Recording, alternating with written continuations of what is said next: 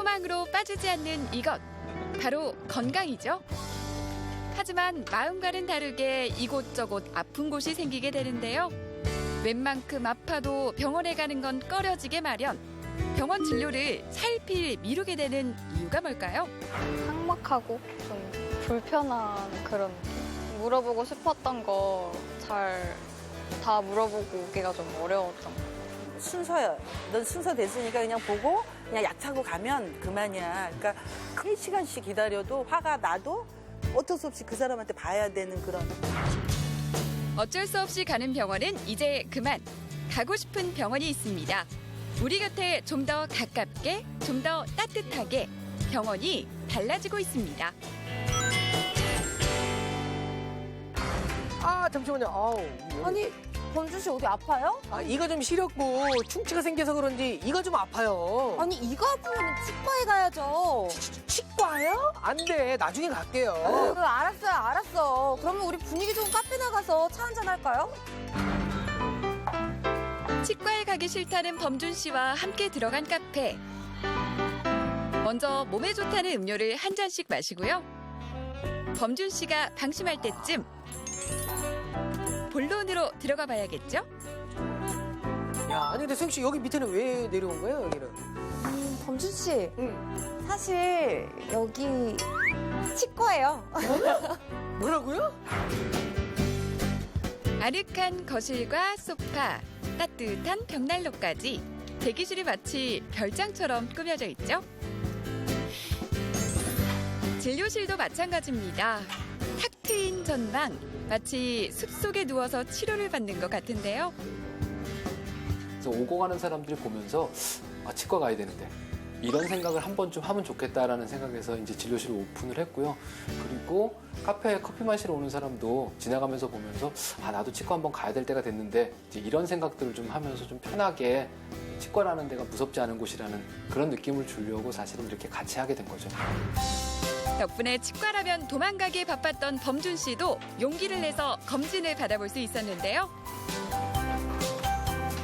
진료 후의 상담도 편안한 분위기에서 이뤄집니다. 범준 씨의 치아 상태는 어땠나요?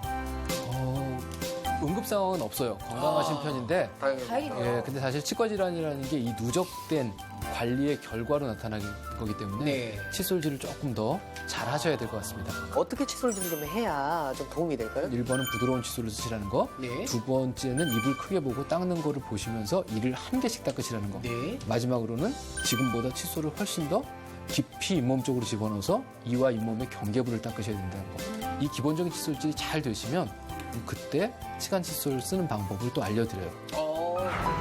편안한 분위기 덕분에 한 번 온 사람들은 꾸준히 이곳을 찾게 되는데요. 3년 정도 다닌 것 같습니다. 클래식 음악이 항상 나오기 때문에 진료받으면서 굉장히 편하게 진료받을 수 있고 선생님이 워낙 좀 꼼꼼하게 해주시는 편이라 믿고 오래 다닐 수 있는 것 같습니다. 거리를 걷다 보면 곳곳에 눈에 띄는 병원. 하지만 수도권에선 과잉 경쟁으로 지방 중소도시에선 환자 수 감소로 한 해 3,000곳이 넘는 병원이 문을 닫고 있습니다. 병원 운영에도 톡톡 튀는 아이디어가 필요할 수밖에 없는 건데요. 고급 서비스를 원하는 환자를 위한 스파 시설, 외국인 환자를 위한 기도실 등 맞춤형 서비스가 생겨났는가 하면 진료 과목에 맞춰서 외관부터 새로운 모습으로 탈바꿈하고 있습니다. 마치 수목원에 들어온 듯 상쾌한 공기가 가득한 이곳. 그도 그럴 것이 이곳에는 야자수 등 아열대 수목이 4,000그루 넘게 심어져 있는데요. 놀랍게도 이곳은 수목원이 아니라 한 종합병원입니다. 이제 특히 여기 같은 거는 공원이잖아요. 병원 내에 공원이 있다는 게 되게 정신적으로 안정이 돼서 좋긴 해요. 특히 장기 입원 환자들에겐 소중한 휴식 공간입니다. 우리 하루에 두세 번은 꼭 옵니다. 오면은 힐링도 되고 산소도 많이 공급받을 수 있고 답답한 기분도 확 트이고. 태어나고 빨리 되는 것 같아요. 또 기분 상태하니까. 이 대학병원은 지난해 2월 병원 내부에 20건을 포함한 2,380제곱미터의 문화 휴식 공간을 조성했는데요. 농구 코트의 무려 8배 넓입니다. 20건뿐만이 아닙니다. 60석 규모의 상시 공연장과 전시관까지 갖추고 있습니다. 늘 환자들로 북적이는 대형 병원이라고 해서 변신에 소홀히 할 수 없었던 건데요. 환자들이 왔을 때 이 질병을 치료하는 것뿐만이 아니라 이렇게 마음까지 치료할 수 있는, 즉 사람이 치료가 되어야지만 좋은 병원이다라고 저희들이 생각을 했기 때문이고요.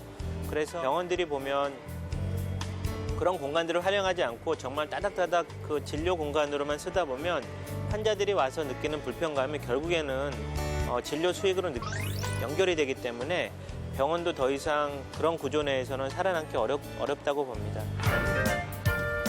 이번에 찾아온 곳은 어디일까요? 네, 소영 씨. 얼마 전에 감기 심하게 걸리셨다면서요? 네, 맞아요. 다 낫긴 나았는데 예전보다 몸 상태가 그렇게 좋진 않아요. 아, 근데 그러면 빨리빨리 병원을 가셨어야죠. 병원 가기에는 너무 꾀병 같고 그러자니 또 가기도 애매하고 그래서 모르겠어요. 이 병원은요, 우리 또 소영 씨가 부담스럽지 않게 내 몸의 상태를 여유롭게 천천히 진단을 받을 수 있는 병원이에요. 아니, 그런 데가 있어요? 주택가에 자리 잡은 한 작은 병원. 재밌는 문구부터 눈길을 끌죠. 이곳은 언제든 편하게 찾을 수 있는 동네 의원이라는데요. 그런데 병원 곳곳에 웬 고양이죠? 잘못 찾아온 게 아닐까 싶으시다고요? 고양이들이 먼저 자리를 잡고 있는 이곳이 다름 아닌 진료실입니다. 하얀 가운 없이 평상복 차림의 이분, 바로 의사 선생님인데요. 굉장히 뭔가 포근하고 뭔가 좀 사람 냄새가 나는 병원이지 않나. 동네에 살면서 동네 주민과 일상도 공유하고 그분들의 진료도 함께 이제 1차적으로 하면서 동네 주치를 하고 싶다라는 생각을 했었고, 건너편에 슈퍼 이제 직원분들 뭐 누가 현재 약을 먹고 있고 누가 담배를 끊고 싶어 하고 옆집 할아버지 문제는 뭐고 이런 것들을 거의 다 알고 있죠. 딱딱하고 형식적인 질문이 아니고요. 편안하게 일상적인 대화를 나누듯 진료가 이루어집니다. 사실 출장만 가면 네. 감기에 걸려요. 혹시 그 알레르기나 뭐 비염 이런 거 혹시 없으세요? 저 있어요. 아, 네. 있으세요? 비염은 환자의 증상은 물론 기존 병력, 평소 생활 습관까지 이야기를 나누고요. 증상에 따라 간단한 검사도 진행합니다. 이렇게 환자 한 명에게 할애하는 진료 시간은 보통 30분 정도. 비효율적이진 않을까요? 이렇게 30분 정도 긴 시간을 할애하는 그 이유가 있을까요? 저희는 환자분의 오늘 단편만 딱 보잖아요. 병원에 오기 전후의 생활의 모습을 전혀 모르는 상태에서는 판단하는 데도 굉장히 한계가 있어요. 근데 환자분이 병원에 오기 전과 후에 생활에 대해서도 관심을 가지고 그 부분에 대해서까지 좀 포괄적으로 생각을 할 수 있게 되면 의료 자체가 매우 효율적으로 제공이 될 수 있거든요. 더 이상 병 고치러 갔다가 병 얻어오는 병원이 아닙니다.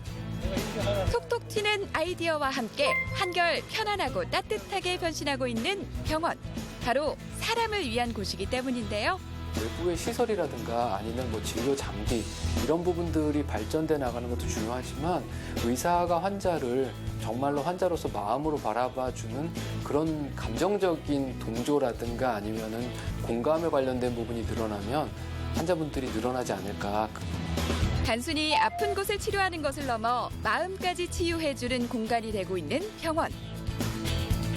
의료기술은 물론 휴식과 치유, 문화를 더한 새로운 시도들이 의료업계 돌파구로 주목받고 있습니다.